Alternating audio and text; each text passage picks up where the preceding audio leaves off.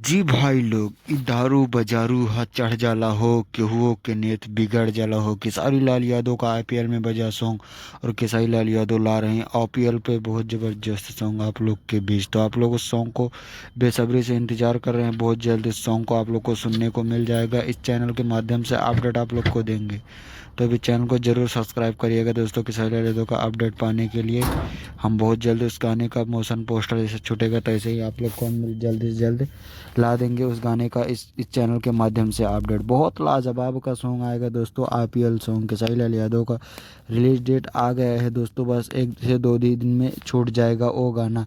खेसारी लाल यादव का कुल विवाद का कलेक्शन था, इसके लिए वो गाने पे स्ट्राइक आ जाता है, इसके लिए गाना नहीं रिलीज कर रहे, पर अभी बहुत जल्द आप लोग के बीच आ रहा है। आप लोग को उस गाने का जैसे ही पोस्टर आएगा हम आप लोग तक अपडेट दे देंगे। बस दोस्तों 102 दिन में 21 तारीख से लगातार उनका गाना छूटेगा।